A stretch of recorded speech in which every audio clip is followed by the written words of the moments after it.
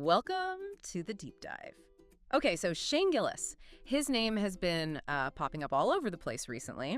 Everywhere. Yeah, and we thought it was really time to dig into what's been happening with him. Definitely. We've seen him host Saturday Night Live again. He showed up in a Super Bowl ad, even in a video game.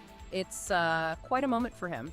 It really is. And what makes this interesting, I think, is the different angles we could look at it from. We've got news pieces, New York Post, Variety, Fox News, covering his latest SNL stuff and other projects. Right.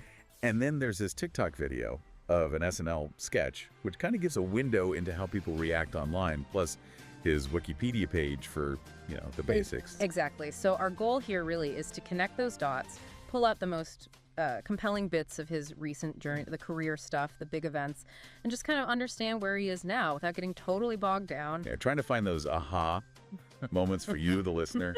Precisely. So let's kick things off with his return to SNL in March 2025. His second hosting gig since the whole 2019 firing thing. Right. And what was interesting, he didn't open with his Trump impression. James Austin Johnson, he kept that role for the cold open. What do you make of that? That's a good point. Maybe SNL wanted to showcase like a broader range from him right off the bat.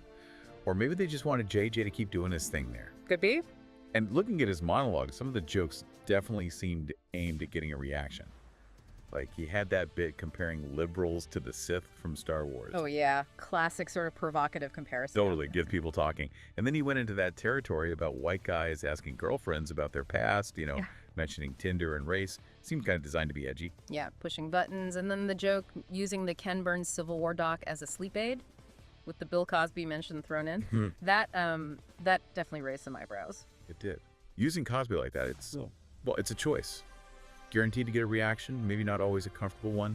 Reports said the live audience response was a bit mixed on some of those. Yeah, you could feel that tension maybe. It shows that line comedians walk, right? What's funny, what's too far?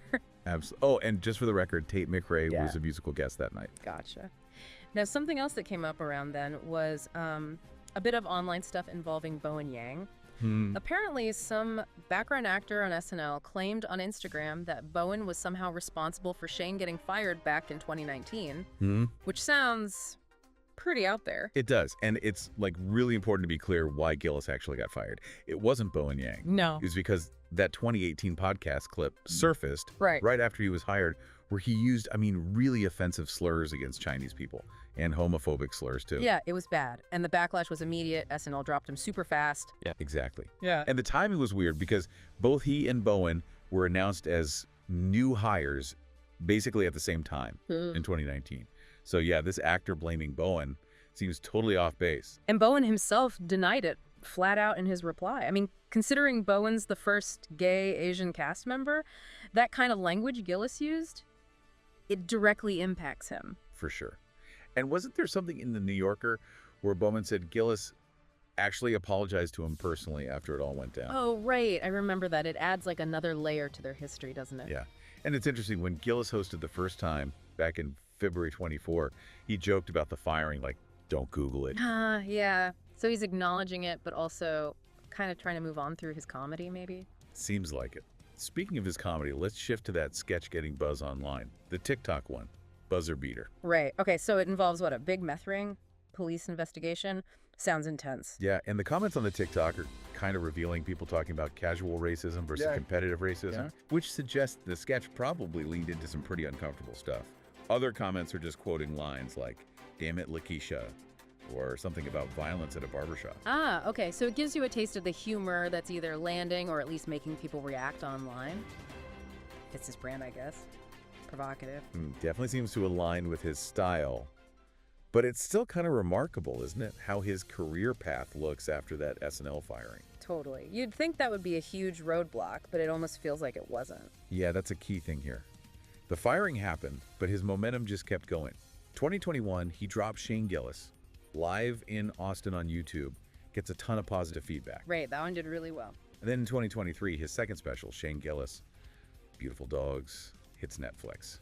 And it cracked the top 10 in multiple countries. That's significant reach. And not just streaming, right? His stand-up tours have been huge, selling out big venues, setting records for ticket sales in places like Toronto, Philly. Killing it. Yeah.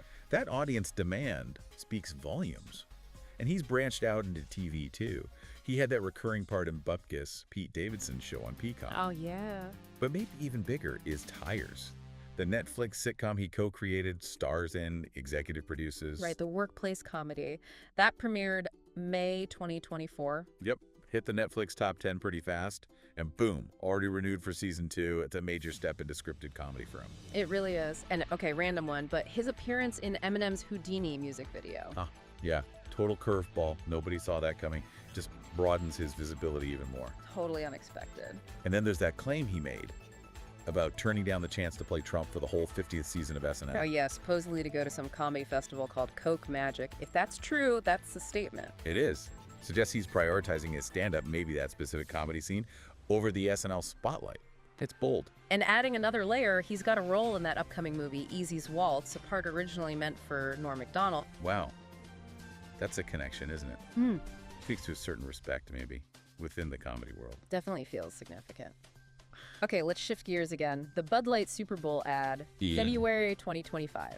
Very mainstream. Yeah. The Big Men on Cul-de-sac, one with Peyton Manning and Post Malone. Yeah. Hard to miss. And there was a lot of chatter about it being, Bud Light trying to reconnect with a more traditional male audience after the boycotts and stuff. Yeah, exactly. And while the ad critics were apparently kind of mixed on it, right? seems like it did pretty well with viewers. Yeah. USA Today's ad meter had it rated highly, suggesting it landed with a big chunk of the Super Bowl audience. Interesting. And then just to really cement how visible he is now, he's in the EA Sports College Football 25 video game as a playable character. It is wild. And apparently he's got a really high rating, like a 98 overall. Serious? Yeah, listed as a middle linebacker for Notre Dame in their names of the game promo thing. That's stepping way outside just comedy.